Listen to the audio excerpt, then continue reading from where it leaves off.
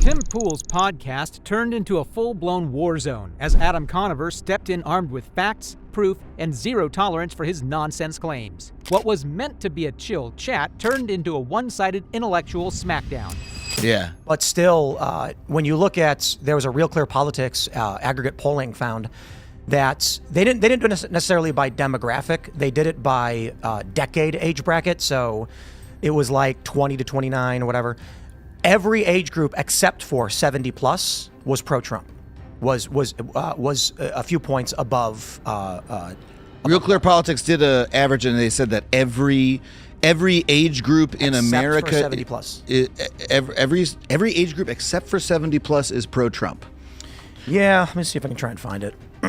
And this is contrasting to like all the approval rating stats I've seen have him at like 47% and dropping or something that. It's largely based on the older crowd. Just old. That seems like the opposite of every stat I've seen in the past. But I don't follow those really closely. Yeah, I don't know how to find this image because it was a few weeks ago. But let me see if I can try and pull it up and talk at the same time, which I probably can't. Yeah, nothing matches pulling stats from nowhere because apparently decades of polling, demographic research, and voter trend data just don't hit the same as a vague memory from a few weeks ago. Funny how quickly certainty turns into squinting at a screen and whispering, "I swear I saw it somewhere." But it is a gross mischaracterization. So when you mention that, people on the left are on edge, I'm like, yeah, well, they think that a guy who lives in Maryland who was working like a regular union job or whatever just disappeared one day, as opposed to a guy who had gone through several hearings, was arrested with MS-13, had symbols on his hand that law enforcement believe were MS-13 gang tattoos. And so the real question is, what was the error in that deportation? On the right, it's legally called harmless error in that he didn't get a hearing as to the withholding of deportation. However, he wouldn't have got it approved anyway. So the answer now is a formality. It's paperwork. It's a Zoom call, and then it's done. But people on the left, the liberal side of things, they think that this is a working class family guy who's vanished one night, an American citizen. And I think it was actually Hassan. Well, people don't think he's an American citizen. I mean, they're up to speed on Hassan Piker thought he was from Maryland. Legit, okay. And we're talking, and I know it's not you, but this is like the 7th biggest live streamer in the country. Almost every single day, Hassan gets 50K, and he actually said on his stream in response to the comments I made at the White House, "What do you mean he's not from Maryland? Are you saying he's from D.C.? He's from Maryland." No, he's from El Salvador. He only lived in Maryland for a few years. Okay, I mean that guy talks for 8 hours a day. Like you can parse any particular for sure statement, but I mean, that to me, everything that you said, first of all, half of it sounds unrelated. He's had past interactions with law enforcement, like domestic violence and stuff like that.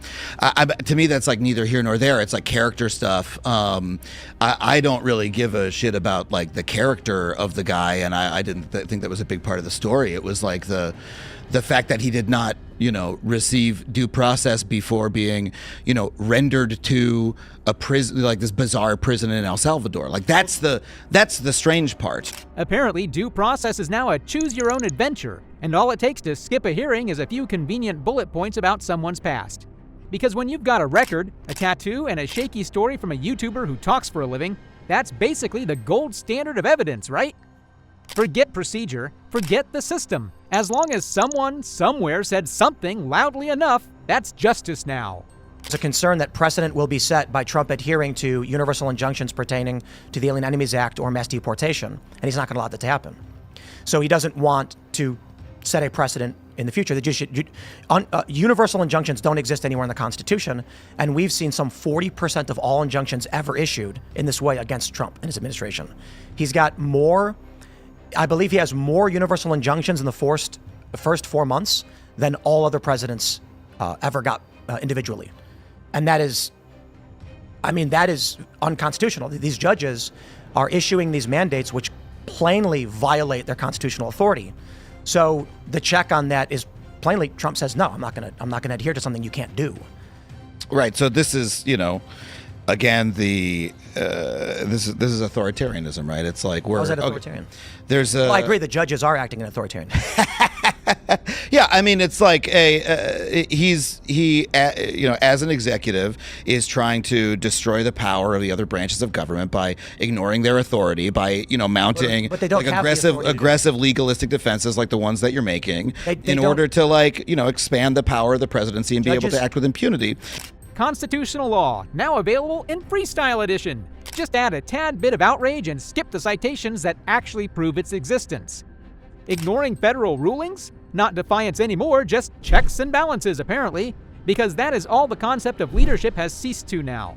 It feels disingenuous to talk about one thing the Trump administration is doing because Democrats have done bad things too? Well, like, for instance, Donald Trump, through Marco Rubio specifically, revoking student visas, saying that these individuals represent a threat to our national security by adhering to our enemies. And literally, that's what they're claiming. I think it's ridiculous to claim that a student who's anti-Israel is working with Hamas. That's silly.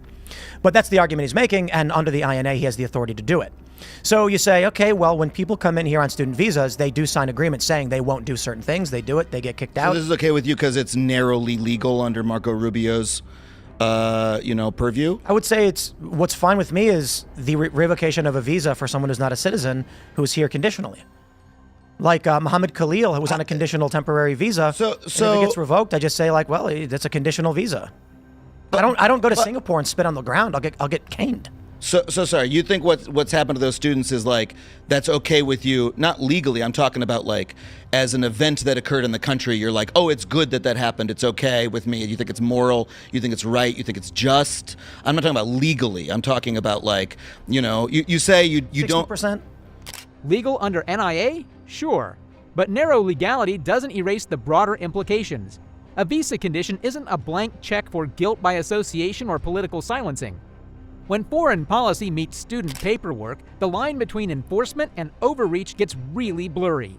But why would a damp head like Tim Pool get such a phenomenon when all he wanted out of this debate was to prove Adam Conover wrong? Think it was good to deport her. Asserting U.S. sovereignty. Do not come to our country and tell us what to do.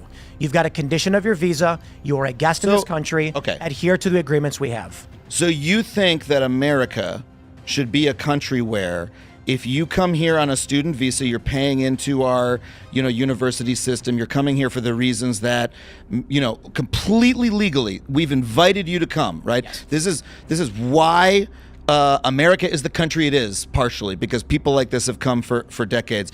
If you express a political opinion that is mildly at odds with a U.S. interest in another country of a canal, that you should be deported. You think America should be the kind of country where if somebody comes here, they write an op-ed that says literally anything about U.S. foreign policy, they should be deported. So going forward, literally everyone in the world should know if you are on foot on U.S. soil, you should not say anything in public about U.S. national priorities of any kind, or else you could be deported. You think it's good to have a country where that's the understanding? All right. So now writing an op-ed gets you black-bagged off the street because you're just a guest. Imagine calling that sovereignty while pretending this is still the land of free speech. If opinions come with a deportation risk, maybe it's not freedom you're defending, it's just control. The deportation of Romesa is the thinnest of hairs. Mahmoud Khalil makes more sense. I mean, he organized and helped lead protests that resulted in damage, occupations of buildings. Several staff at the University of Columbia. Let's stay on Romesa because then we don't have to split hairs. Right. The issue is do not come to our country and tell us what to do. That's it. If you're here as a guest of this nation, you do not start rallying its people in opposition to the will of the voters and what the government is doing. I mean, I really thought the point of America was, freedom of speech was a main value here. That I think that's why people come here. It's why I like living here, because I always felt that, hey, I can express an opinion, especially about U.S. foreign policy, and not have anything happen to me. So that's a right that only citizens have. And you think America should be a country where, if you are not literally an American citizen, if you express any opinion about U.S. foreign policy, I mean, and we both agree the opinion she expressed was pretty mild. It wasn't a very inflammatory opinion, right?